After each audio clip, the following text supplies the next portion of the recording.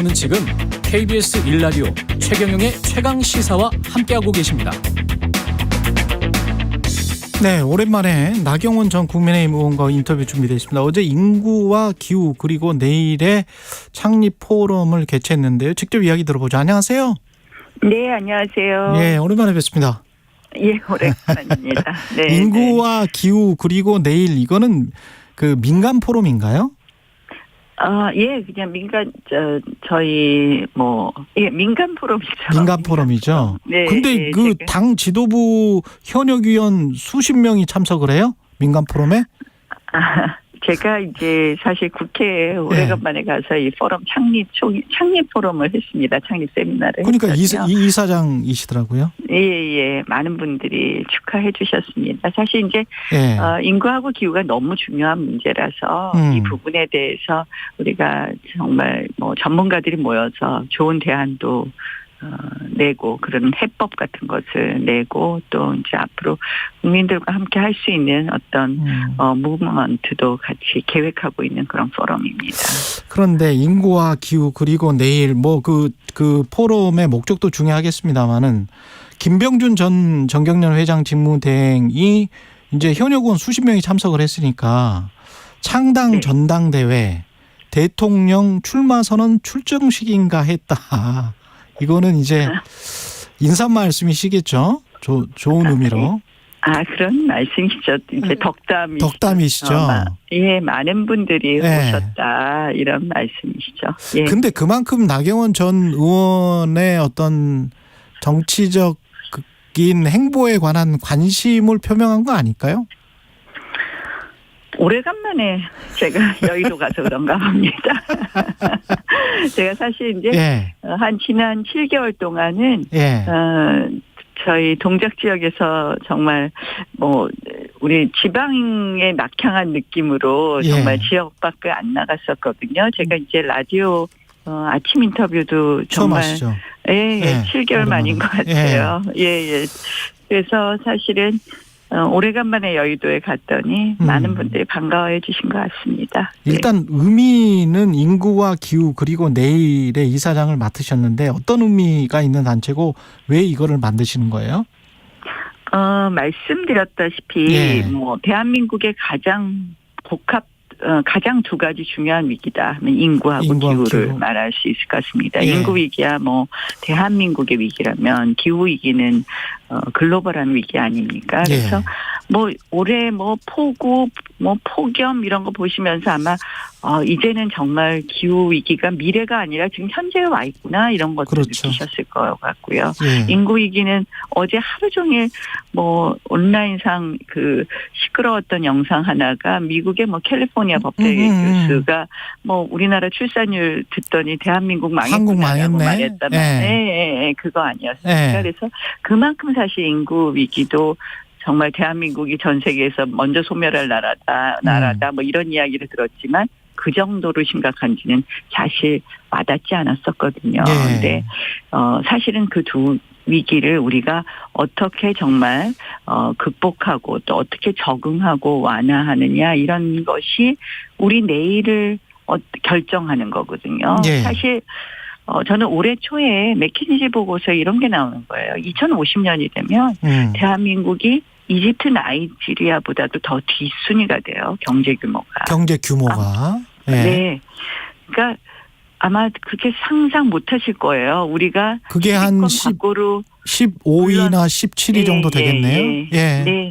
그러니까 이집트 나이지리아보다도 뒤 다들 상상 안 하시잖아요. 그러니까 결국 인구가 경제 규모를 결정하는 부분이 있는데 우리가 지금 너무 급속도로 인구 구조가 바뀌고 있잖아요. 역피라미드가 되고 있기 때문에 이거 지금 저희가 그 속도를 늦추는 것은 물론이고 사실은 인구 구조 변화에 따른 우리 사회가 준비해야 될 게 많습니다. 그러니까 크게는 대비해야 되는 정책이 있을 거고 작게는 준비해야 될 게 많은데요. 예컨대 예를 들면 크게 대비해야 되는 건 국방은 어떻게 할 거냐, 교육 정책은 어떻게 할 거냐, 산업은 어떻게 할 거냐 이런 게 있다면 제가 이제 얼마 전에 적십자 회장 이취임식에 갔는데 전임 회장께서 이런 말씀하시더라고요.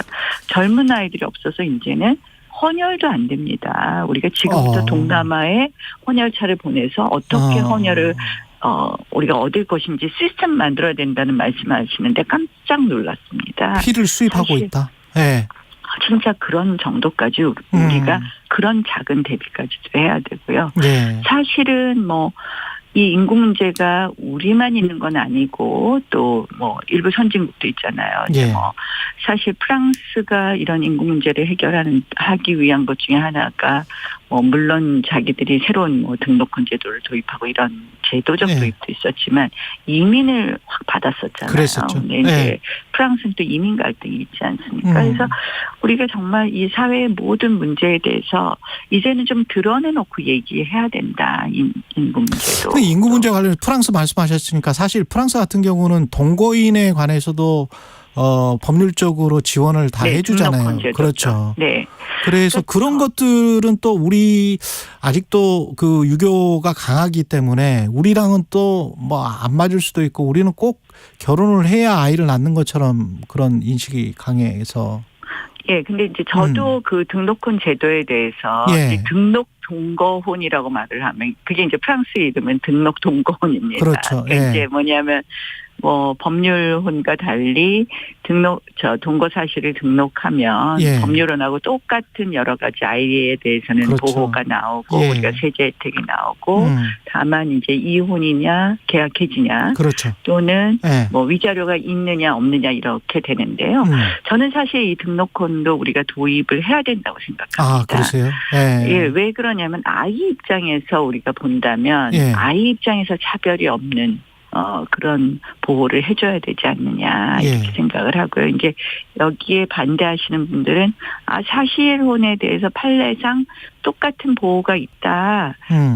그러니까 우리가 굳이 등록혼 할 필요 있냐 이렇게 말씀하시지만 사실혼은 판례상 혼인하고 똑같이 인정받기 때문에 위자료도 줘야 되고 여러 가지 혼인의 허들이 똑같이 있거든요. 그래서 저는 이것이 전부 해결의 수단이라고 생각하지 않지만 우리가 사실 초혼 그러니까 만혼이 굉장히 트렌드화되고 이런 부분의 하나는 결혼의 허들이 높다라는 것도 또 있다는 점이 있고요. 그래서 좀 이런 혼인 허들을 낮춰주는 부분에 있어서 또 조금은 필요하다. 특히 이제 많은 분들이 이게 결혼이라는 걸 너무 어렵게 하잖아요. 집안과 집안이 만나야 되고 이래서 이런 생각도 좀 할 수 있고요. 또 그걸 뒤집어서 아이의 입장에서 보면 그렇죠. 그 보호를 안 해준다는 것은 우리가 우리의 직무를 안 하는 것이다. 최근에 이제 버려지는 아이 이런 부분은 굉장히 이슈가 되지 않았습니까? 그래서 저는 이런 부분도 우리가 굉장히 전향적으로 아이를 중심으로 판단한다면 알겠습니다. 여러 가지를 열어줄 수 있지 않나 이렇게 생각합니다. 제가 지금 굉장히 흥미롭게 듣고 있는 게 7개월 만에 나오셔서 그 인구 문제와 저출산 문제에 관해서 다시 제기를 하셨단 말이죠. 이게 가지고 있는 정치적 함의 저의 그냥 해석입니다. 네.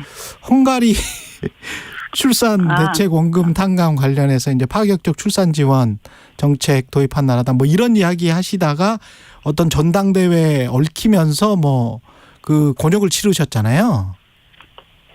네. 그런데 이제 7개월 만에 다시 화두를 진짜 인구 문제다. 저출산 대책 문제다. 이거는 나의 길을 가련다. 이런 뜻일까요? 저의 해석입니다. 저의 해석. 이제 헝가리 제도도 지금 금방 사실은 잘못 알려주셨어요. 그래요?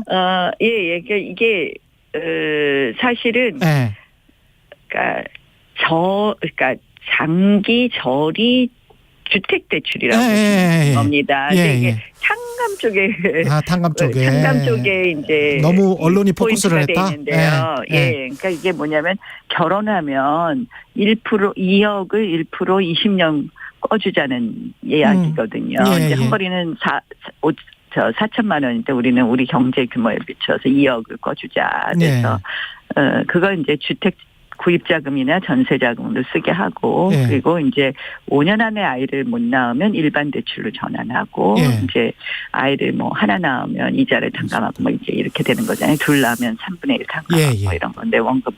근데 사실은 뭐 저는 이 부분에 대해서 조금 뭐 다소 오해라는 표현은 그렇군요. 네. 뭐 어쨌든 저는 이 부분에 대해서는 예. 사실 뭐 이게 그런 일과 상관없이 정말 제 진심이다 이런 말씀입니다. 뭐 나의 길을 진심이었다? 가련다가 아니라 진심이었다? 예, 나의 길을 가련다가 아니라 그러니까 진심이었고 저는 지금도 진심이다.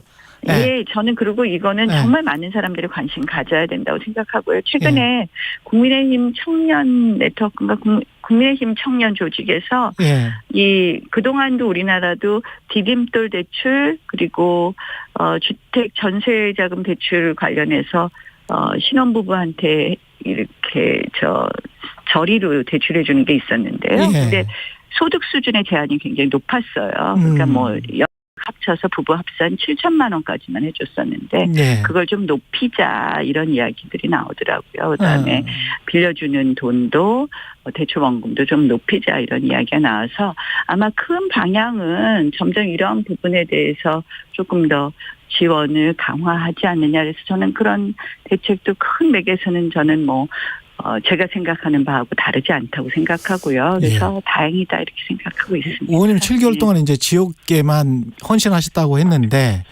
동작에서 느끼는 수도권 위기론이 있습니까? 수도권 위기론이요. 뭐 최근에 이제 예.